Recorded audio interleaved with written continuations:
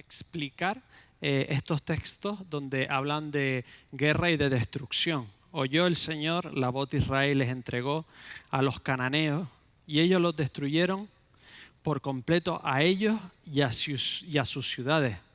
Por eso se llamó a aquel lugar Horma, que significa destrucción o significa dedicación. De cierta forma, se destruyó como dedicación. Número 21. Así habitó Israel en la tierra de los amorreos.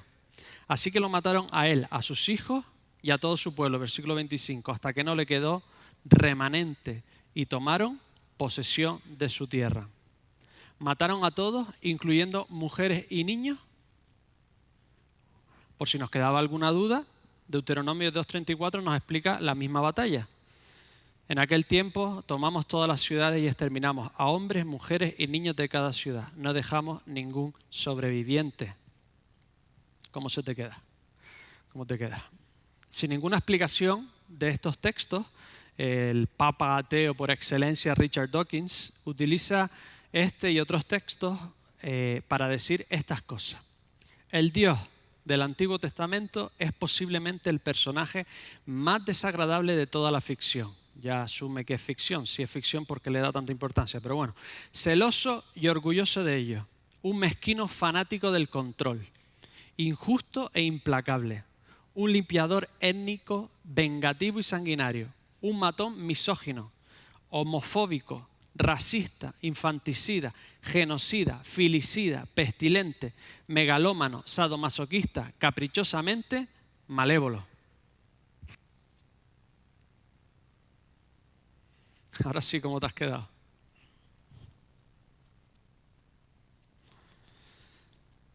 ¿Está Dios justificado en matar hombres, mujeres y niños?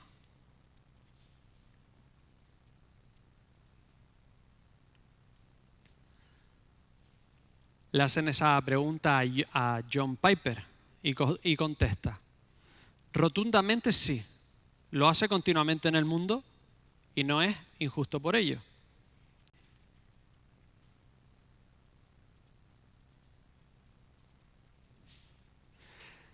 Si Dios ha creado esta tierra solo para hacer una entrevista de selección para ver lo que haces el resto de la eternidad, un entrenamiento intenso para algunos y no tan intenso para otros, para ver dónde te pone en la siguiente vida, Dios, el sustentador de la vida, el creador de la vida, puede decidir en qué momento pasas a la verdadera vida.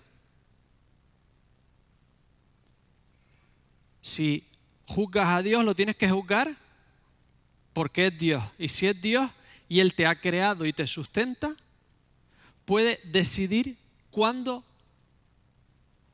tú vas a lo que es la eternidad. Él nos la da la vida y Él nos pasa a la otra vida con Él o separado de Él, lo que llamamos muerte eterna, cuando Él quiere y como Él quiere. La mayoría de muertes no las causa Él directamente, pero al permitirlo, Él está decidiendo cuándo y cómo. Y Él siempre decide el momento cuando es mejor para Él, mejor para nosotros y para que todo el mundo se vuelva a Él. Imagina que vamos a poner una posición un poco extraña. Tienes un bebé, tiene problemas de riñón y es mejor que te conecten una máquina en la que tú te pasan su sistema circulatorio al tuyo y tú le haces el filtrado con tus riñones que con una diálisis porque sobreviven más y mejor. ¿Vale? ¿Entendéis esa especie de hipótesis? Tienes que ir cada 2 días para tú limpiarle la sangre a tu bebé. Pero te dicen que mira, que hay una operación que le tienen que poner anestesia general, que le va a doler un poco, etcétera, pero que te conectan directamente de forma permanente y ya no tienes que venir más al hospital. Pero el niño le da miedo, no quiere hacerlo, tiene pánico. ¿Lo harías o no lo harías? Lo harías, ¿no? Esa es la muerte para los que quieren vida con Dios. La muerte para los que quieren vivir con Dios, solo es un paso a la unión eterna con Cristo. En perspectiva de la eternidad, cuando eso pase, si pasa los 2 meses de tu vida o pasa los 82 años de tu vida, en la perspectiva eterna, esto solo es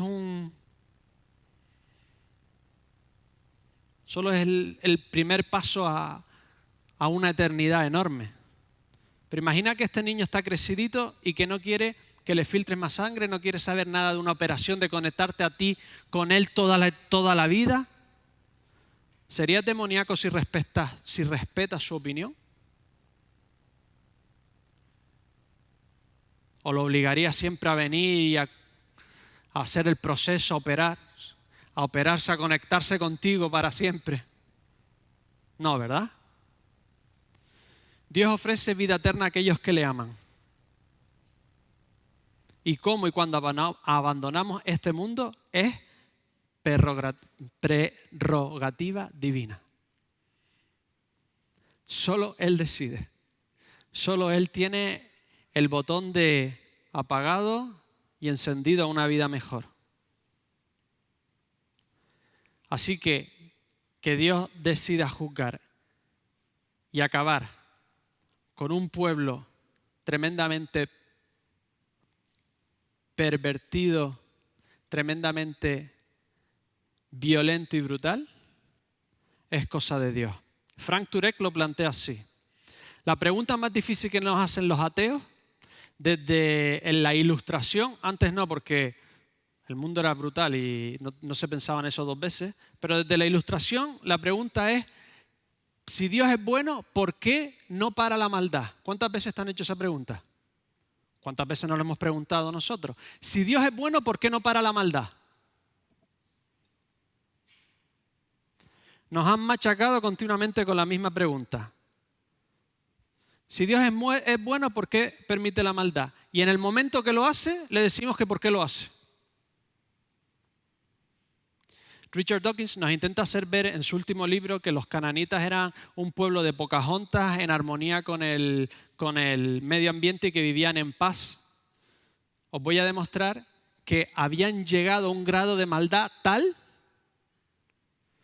que para la humanidad, en cierta forma, para que avanzara, para que mejorara, para que fuese por donde Dios la quería llevar, era como a una persona quitarle un tumor. Porque Dios no permitió y no dijo esto para simplemente darle un terreno a su gente que había elegido. No, todo lo contrario. Mira lo que dice Abraham ya en Génesis, siglos antes. Ten por cierto que tus descendientes serán extranjeros en una tierra que no es suya, donde serán esclavizados y oprimidos 400 años. Mas yo también juzgaré a la nación a la cual servirán, y después saldrán de allí con grandes riquezas. Y en la 4ª generación ellos regresarán acá, porque hasta entonces no habrá llegado a su colmo la iniquidad de los amorreos. Deuteronomio 9:5. No es por tu justicia ni por tu rectitud de corazón que vas a poseer la tierra. No es que vayas allí a invadir a un pueblo pacífico, sino que por la maldad de estas naciones el Señor tu Dios las expulsa delante de ti para confirmar el pacto que el Señor juró a tus padres. Los cananitas eran un conjunto de tribus típicamente de la época que incluso por sus propios estándares, que eran unos estándares bastante brutales, habían llegado demasiado lejos. Nosotros ahora estamos juzgando a Dios, porque en los últimos 2000 años de cristianismo, el ideal de la santidad de la vida, de la que la guerra es abominación y todo eso, se ha filtrado en toda la humanidad. Incluso lugares donde dejaban morir a su gente, como en China en 1959, en 1961, por motivos políticos dejaron morir a 45 millones de chinos. Nadie se escandalizó de forma... El ABC le llama la hambruna que no tuvo justificación o algo así, nos los pueden poner en la pantalla. De repente,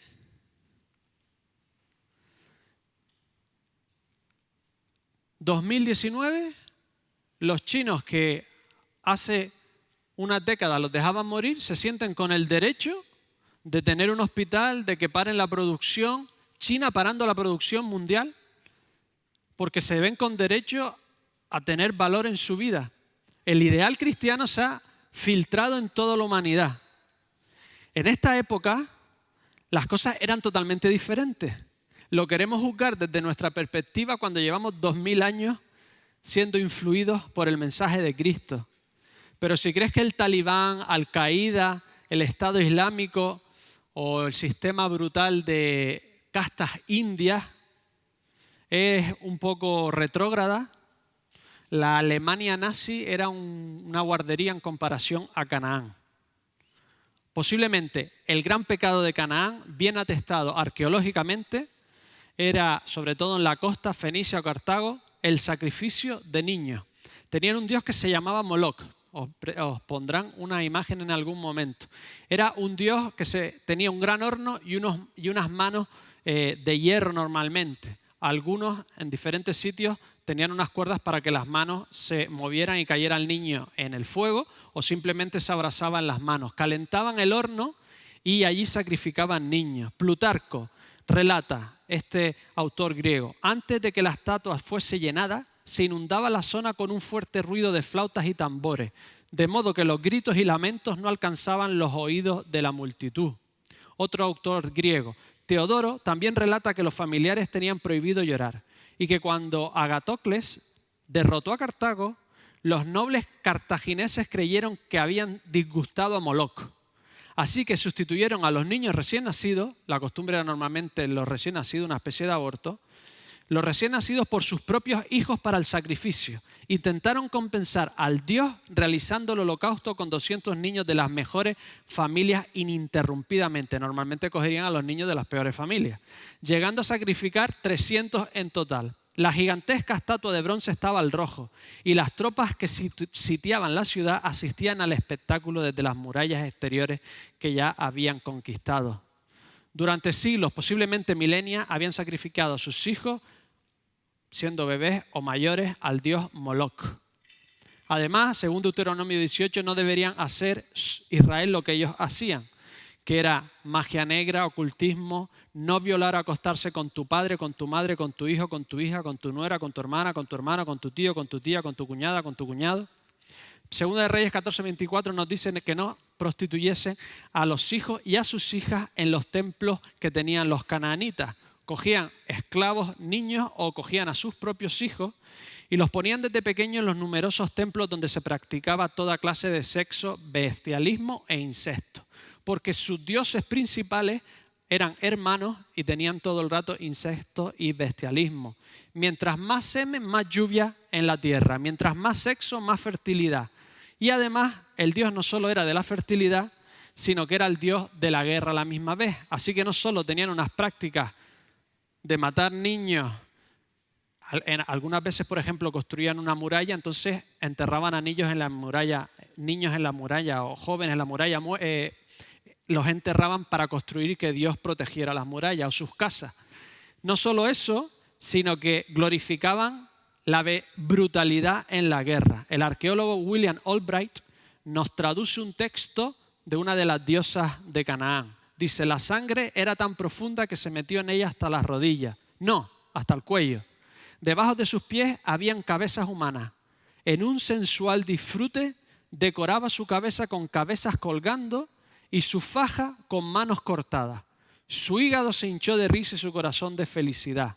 Después de satisfecha se lavó las manos en sangre humana y procedió a la siguiente ocupación. Glorificación de la perversión, de la matanza, glorificación de la guerra. Llegamos a un texto como este y decimos, Dios, ¿cómo puede morir niños y mujeres? ¿Estaba Estados Unidos justificado en bombardear Alemania?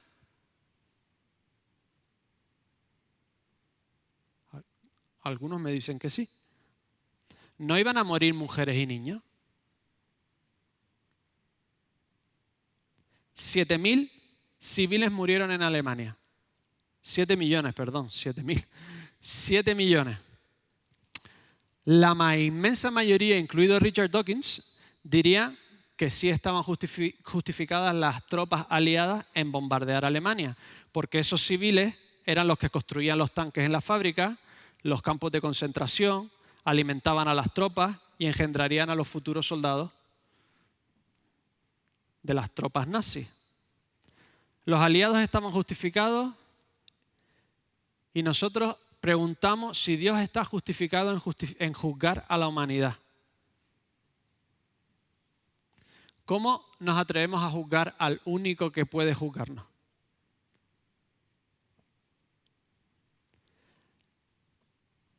¿Por qué nos cuesta tanto? Como dice C.S. Lewis, es difícil de entender porque estamos en la era de las emociones y no de la razón.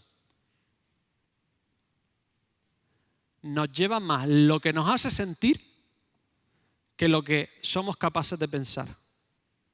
La pregunta real es, ¿puede Dios juzgar a un pueblo tremendamente malvado?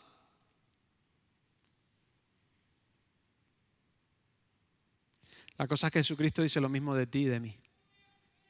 Si no nos arrepentimos, igualmente pereceremos. Pues claro que puedes juzgar. Si lo estás juzgando porque Dios permite algo, tienes que aceptar que ese Dios puede juzgar. Porque si tú encarcelas en tu casa a tu vecino, eres un secuestrador. Si lo encarcela el Estado, ¿qué es? Justicia. Si esos israelitas se les ocurre ir a conquistar una ciudad, eso sería asesinato. Si se lo pide Dios, eso es justicia y eso es juicio. Y cuando Israel se rebeló, ¿qué les pasó a ellos? ¿Qué dejó que hiciera Dios? Exactamente lo mismo, que vinieran naciones extranjeras y los invadieran. Porque Dios estaba planteando en el mundo algo tremendamente obvio para ellos. Nosotros en nuestra sociedad secular diríamos, lo que estaba pasando podía haber sido un movimiento, pero todas las naciones de alrededor habían visto cómo se habían escapado un pueblo de esclavos a través de un mar que se dividió, que los acompañaba una nube con una columna de fuego, que comían todos los días algo que caía del cielo. No le cabía duda a ninguna nación, y así lo dice Raab, que eso era obra de Dios. Y en esa circunstancia o te unes a Dios o huyes. Y si te opones, vas a morir. Y creemos, bueno, esto es el Antiguo Testamento, en el Nuevo Testamento no pasa esto. Mateo 21, 44. Mira lo que dice Jesús. Al que caiga sobre esta piedra, ¿quién era la piedra?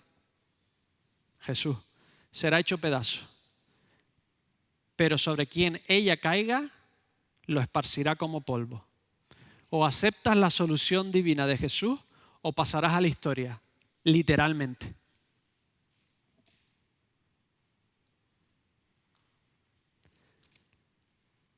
¿Podemos repetir estas conquistas? ¿Está justificado algún país en hacer una guerra santa? Absolutamente no. Dios le dijo, cogeréis esto por la maldad de ellos y de aquí no pasaréis. Es el único país en la historia que en su constitución legal se les impide extenderse. Esto estamos hablando de hace 3.200 años.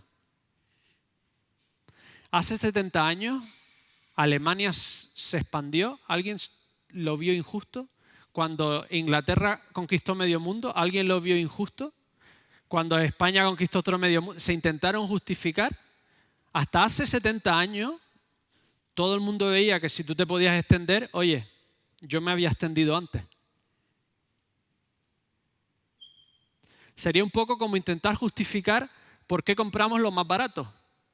¿Quién no compra lo más barato? A veces te das un lujito, ¿no? Pero normalmente, ¿qué hacemos? ¿Qué produce comprar siempre lo más barato? Empleo precario, sueldos bajos, empleo infantil. ¿Sí o no? Dentro de 1000 años dirán, ¿a quién se le ocurre comprar lo más barato? Es que si compras lo más barato, perpetúa la pobreza, el trabajo infantil, los sueldos bajos, nos mirarán cuando pasen los siglos, si es que llegamos, como diciendo, Números 21, 25 al 26, Israel tomó todas estas ciudades y habitó en todas las ciudades de los amorreos, de Hesbón y en todas sus aldeas. Versículo 26, porque Hesbón era la ciudad de Sehón, rey de los amorreos, quien había peleado contra el rey anterior de Moab y le había quitado de su mano toda la tierra hasta el Amón. Lo que estaba pasando era lo que ellos habían hecho anteriormente. ¿Te das cuenta que aquí no intenta justificarse en absoluto? Llegó Jesús y no intentó justificarlo en absoluto. Porque si Dios decide juzgar, ¿quién somos nosotros para decirle a Dios que no puede juzgar? La única pregunta real era, ¿se sentirían psicológicamente y emocionalmente mal los israelitas al conquistar ciudades? Imaginaos un pueblo hace 3.200 años, criados a látigo, que matan a sus bebés cuando quieren. La respuesta es no. Era una sociedad bastante más brutal que la nuestra. ¿Por qué crees que hubo un diluvio anterior? Porque eran monjitas haciendo sus labores en el campo. Matar o morir era la forma de vivir. Si lo hacían ellos solo era asesinato. Si lo mandaba Dios racionalmente, por mucho que nos incomode, era un justo juicio. Porque ¿cómo transforma un mundo, si estudias todas las civilizaciones de esa época, y 1000 años después los romanos, los griegos antes, eran una mezcla entre nazis y talibanes? ¿Cómo llevas a esa nación, a ese mundo, a parecerse a Cristo?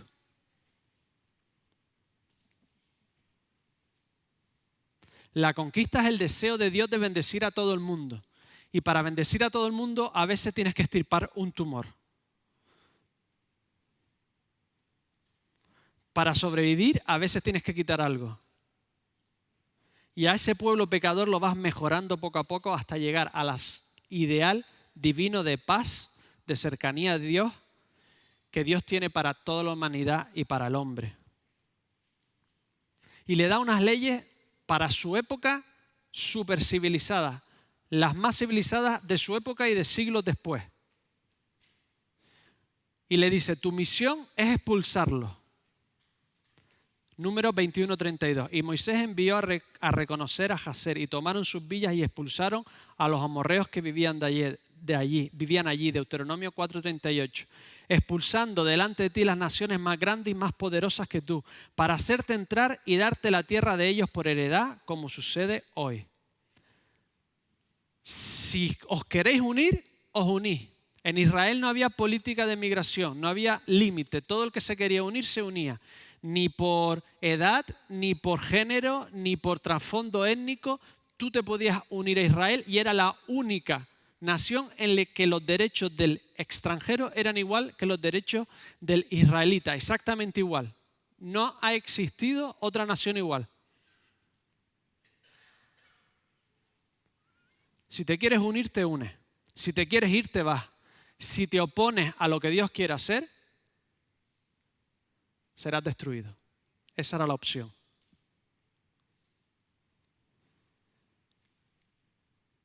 Si lo hace Israel por su propia mano, hubiese sido asesinato. Si Dios se lo manda y no se lo hace, hubiese sido maldad de parte de Israel. ¿Entendéis? Si Dios lo manda, es justicia divina. Si lo haces tú, es maldad. Los terroristas religiosos de hoy simplemente se han equivocado de Dios y están adorando a un demonio.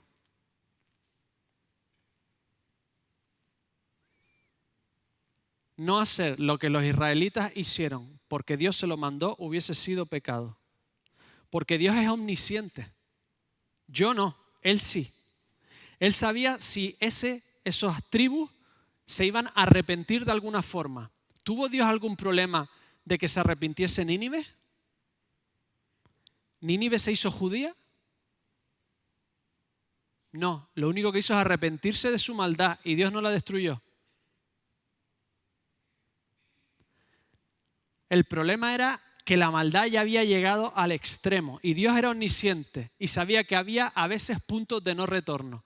Hay momentos en que naciones, pueblos, tribus o personas van a un punto de no retorno, que pase lo que pase, que haga Dios lo que haga, que envíe Dios a gente, a profetas que han muerto ya, como le dijo Abraham al rico Enrico y Lázaro. No van a creer. Hay un punto de no retorno en el que Dios es justo y santo a juzgar. Le pedimos toda la vida que quite la maldad y cuando lo hace, también le decimos que qué es lo que está haciendo. Y si matan a un niño inocente, ¿dónde iría?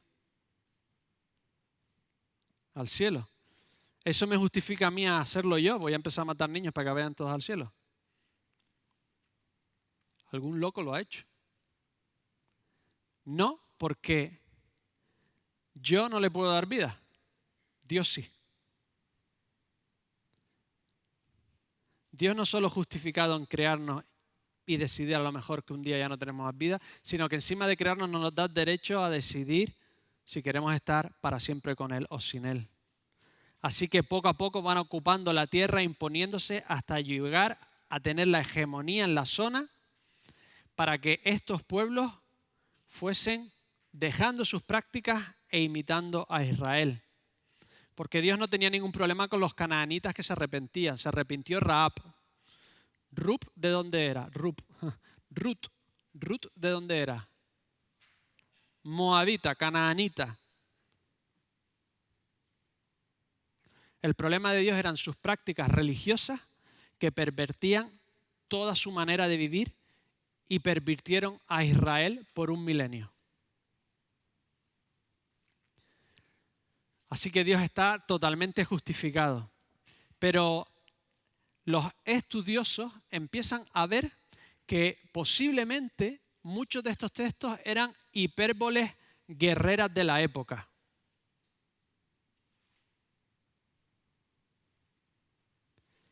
Mientras más se estudia, los expertos afirman que estas expresiones como mata a todo lo que respira, al bebé y al anciano, a mujeres y a niños, era una forma de la época de decir: vete contra ellos con todo valor, fuerza y vénselos. Y si se te opone un niño, una mujer, los judíos se inventaron lo de que los hombres mayores de 20 años solo iban a la guerra. En toda la historia, en la Primera Guerra Mundial, en la Segunda, ya no estoy seguro, pero en la Primera Guerra Mundial los niños luchaban. Eran pequeñitos y entonces en algunos sitios estratégicos, en los barcos para traer la pólvora, los niños, las mujeres. Lo de solo hombres era una cosa judía. Las mujeres, ¿os acordáis que mató a uno con una piedra de molino? Si se te oponga lo que se te oponga, tú tienes que llegar hasta el final con fuerza, valor y vénselo. Ejemplos históricos. Tutmosis III escribe, según Paul Copan: el numeroso ejército de Mitanni fue vencido en una hora, aniquilado completamente como aquellos que ahora ya no existen. Era su forma de decir: les dimos una paliza, porque el mismo ejército de Mitanni estuvo luchando contra los egipcios 2 siglos más. Ramsés II, luchando contra Israel después de la conquista, 1230. He destrozado Israel, su semilla ya no existe. Israel sigue allí 700 años más. Es decir, le dimos una paliza tremenda, conquistamos un montón de cosas. Rey de Moab contra Israel, reino del norte. Ha sido absolutamente destruido para siempre. Un siglo después todavía están ahí y viene Babilonia y los exilia. Así que seguramente era una forma de decir: sé valiente en la lucha, vete a muerte, te enfrentes a quien te enfrentes. General Patton, siglo XX, a los americanos, Segunda Guerra Mundial en Europa. A los americanos por tradición, mira lo que les dice: nos encanta combatir. Todo verdadero americano ama al acicate de la lucha. A los alemanes no solo vamos a dispararles, nuestra intención es arrancarle las tripas y usarlas después para engrasar las ruedas de nuestros tanques. Vamos a matar a esos malditos teutones, 100 por cada metro que avancemos, rajarles el vientre, dispararles en las tripas. Queremos desatar el infierno allí, limpiar ese desaguisado y proseguir cuanto antes por esos japos. Ni usaron la grasa de los soldados alemanes muertos para engrasar sus ruedas, ni desperdiciaron balas en estómagos abiertos. Era la arenga de la guerra, y así lo afirman egiptólogos como Kenneth Kitchen, en el que nos dice que mucho de estos textos seguramente era una hipérbole para decir vete a por todas. ¿Verdad que no leemos igual Proverbios que Hechos? Hechos es una biografía histórica de la época, escribían de otros autores. Proverbios eran generalidades. Normalmente cuando pasa esto, pasa lo otro. Normalmente si haces esto, haces lo otro. Y no leemos Apocalipsis igual. Apocalipsis es una poesía narrativa apocalíptica de la época. Eran los estilos de la época. Pues el estilo de esta época cuando escribían eran hipérboles guerreras, arengas guerreras. Así que leemos en Josué 11, del 16 al 17. Tomó pues Josué toda la tierra, la región montañosa, todo el Negev, toda la tierra del Gosén, las tierras bajas, el Arabá, la región lo tomó todo. Capturó a todos sus reyes, los hirió y los mató.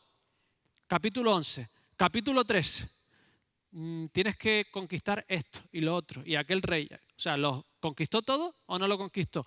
¿Has leído, Josué, que parece que terminaron la conquista y de repente vas a Jueces y queda un montón de conquistas? Si lo tomamos literal, hacemos que se contradiga. Si entendemos que era la forma hiperbólica de decir hemos conseguido muchísimas victorias, entonces ya no hay contradicción.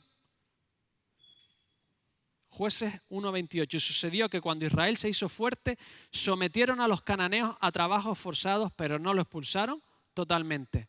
O lo expulsaron o no los expulsaron. Había gente y los mataron a todos o no los mataron a todos. En realidad lo que nos pasa es que nos aburren los nombres. ¿Verdad que leemos sitios y nombres y saltamos los versículos? Y como nos aburren, no vamos leyendo el proceso que está pasando. Lo que está pasando, seguramente, es que iban de fortaleza en fortaleza. ¿Dónde vive ahora la gente? La mayoría de la gente, ¿dónde vive? ¿En la ciudad o en el campo? La España vaciada, ¿no? En esta época, ¿dónde vivía la mayoría de la gente que se dedicaba al ganado y a la agricultura? En el campo. Las ciudades eran como los puestos estratégicos donde estaban los soldados, donde estaba el banco estaba en el palacio, los tesoros o en el templo, los religiosos, gobernantes y poco más. Entonces, lo que estaba pasando aquí era que iban hacia las torres fortificadas, donde estaban los ejércitos. ¿Os acordáis de tantos escudos de bronce y de oro que puso en la ciudad de no sé qué? ¿Para qué ponía David escudos y bronce? Porque eran fortalezas donde tú tenías el control de diferentes fortalezas y controlabas las rutas, controlabas la economía, controlabas los negocios, venían a cambiarlo por oro, etcétera, etcétera. Entonces, lo que estaban pasando aquí era una invasión quirúrgica de lugar en lugar para adquirir un dominio del territorio, para ser de influencia e imponerse en todo el territorio. Porque en los diferentes siglos vemos a gentes de Canaán siendo absorbidas por Israel. ¿De dónde era Herodes? ¿Os acordáis de Herodes? Herodes el Edomita, de Edom, que se supone que fue destruida por Israel, pero de repente Edom es parte intrínseca de Israel. Lo que querían era un dominio de la tierra para influenciar a todos y para quitar los lugares altos, la religión e imponer la ley del Señor. No lo hicieron por completo. ¿Y qué les pasó?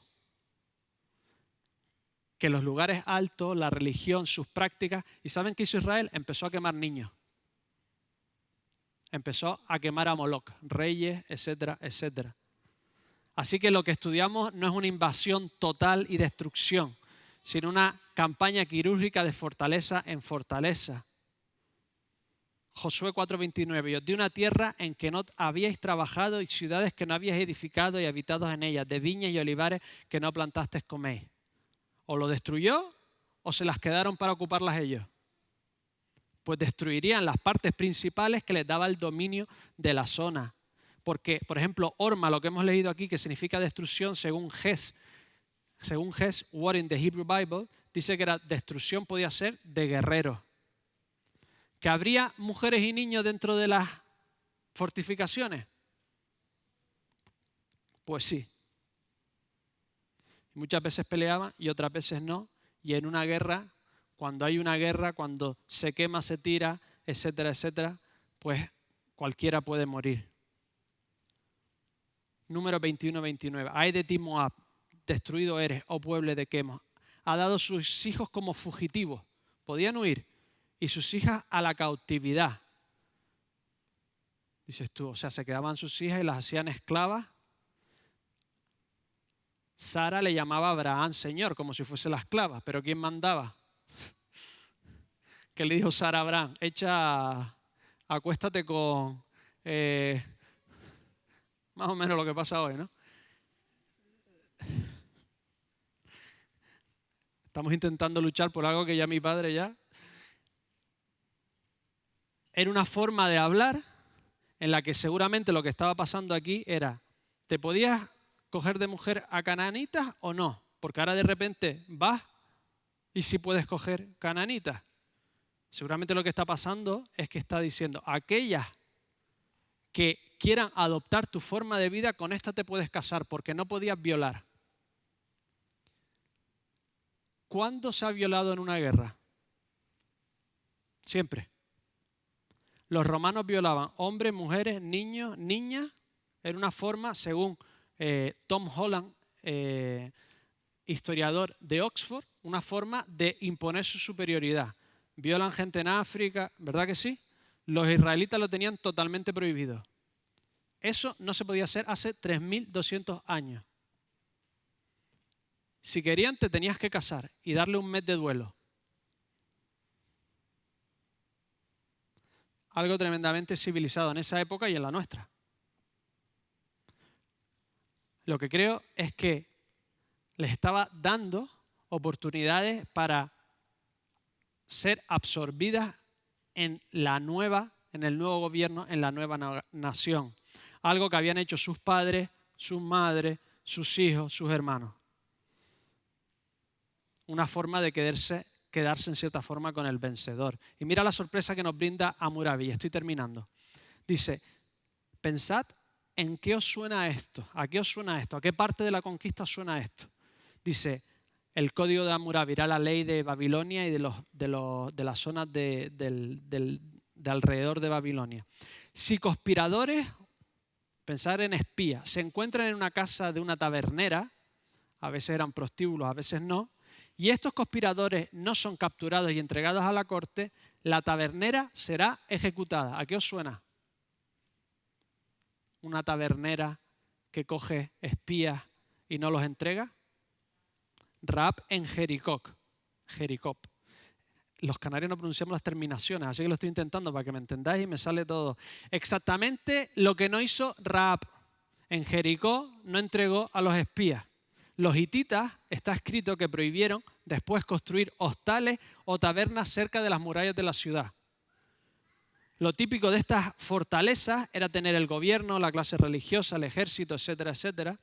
Así que cuando Israel va a Jericó, que le da 7 oportunidades para que se rindan, lo que están atacando seguramente es una fortaleza militar, en donde hay una tabernera, donde hay ciertas cosas religiosas, donde están los gobernantes, que no quisieron rendirse porque las excavaciones arqueológicas que hacen allí no encuentran grandes asentamientos, vasijas, cocinas, etcétera, etcétera, sino lo que encuentran son mayoritariamente destrucción de puestos militares. Así que concluyo. Hoy ha sido un poco denso, ¿no? Pero las cosas van saliendo y tenemos que explicarlo todo o intentar explicarlo todo. Pero imagínate que no te has quedado contento, que no te lo tragas, que ni te tragas la destrucción total que he intentado justificar si pasó, ni la destrucción quirúrgica, como le he llamado, si pasó de esa forma. Que no te tragas ninguna de las dos, que lees el texto y dices, yo no lo entiendo, esto no me concuerda. déjame hacerte una pregunta. Tú tienes un buen amigo tuyo que te ha ayudado un montón, ha sido como un hermano para ti, se va y de repente escuchas otros lees un periódico y algo que no te concuerda de su pasado. Dices tú, eso no me concuerda con esta persona. ¿Lo condenarías directamente o esperarías a verlo para preguntárselo? Uno de verdad, un buen amigo de verdad.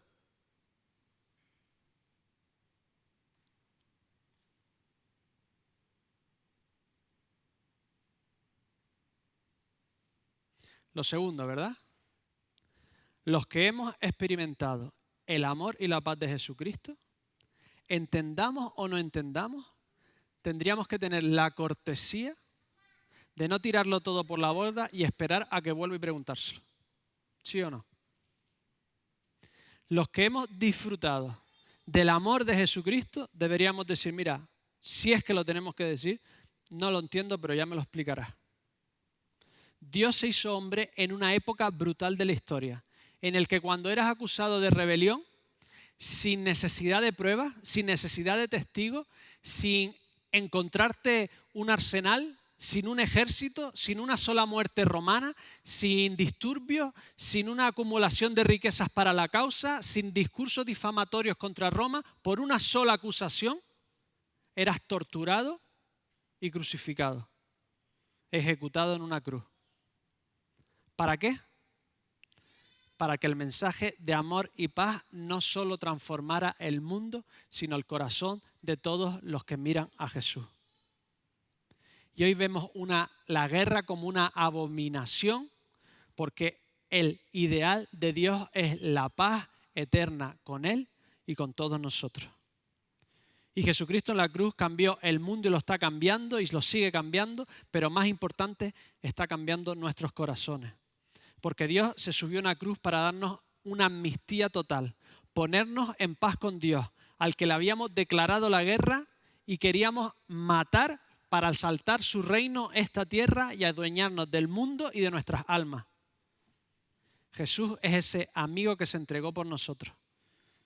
Y cuando leemos algo que no comprendemos, lo mejor que podemos hacer es esperar que vuelva y nos lo explique, porque Él volverá. Porque en este Dios Jesús yo confío. Porque el Dios de la Biblia amó tanto al mundo que dio a su Hijo unigénito para que todo aquel que en Él cree tenga vida eterna. Sin Él perecerá.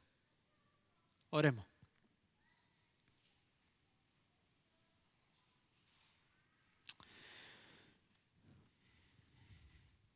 Dios, hay palabras difíciles, pero ¿cómo íbamos a encasillar a Dios eterno, infinito? ¿Cómo te íbamos a encasillar en nuestras propias mentes, Señor?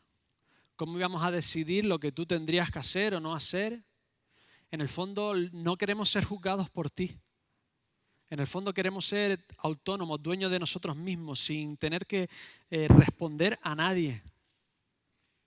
Señor, pero tú eres el Dios y juez justo. Señor, gracias porque el juez se subió en la cruz. Así que cuando nos presentamos a ti y te vemos, Señor, sabemos ya cuál es el veredicto.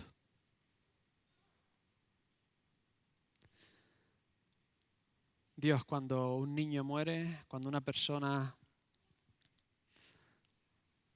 inocente, cuando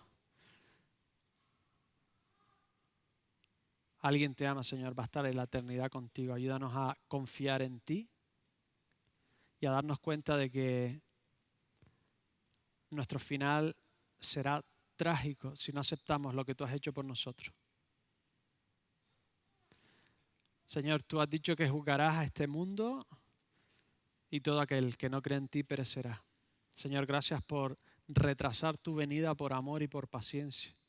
Y a la vez, Señor, queremos que hagas justicia en esta tierra porque te importa la maldad que se hace.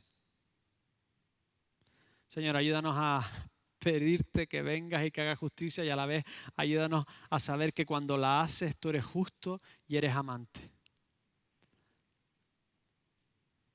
Señor, si alguno en esta mañana no te conoce, que busque al Dios justo de vida, de paz y de amor. Te lo pido todo en el nombre del Señor Jesús. Amén. Vamos a cantar las palabras de este precioso himno.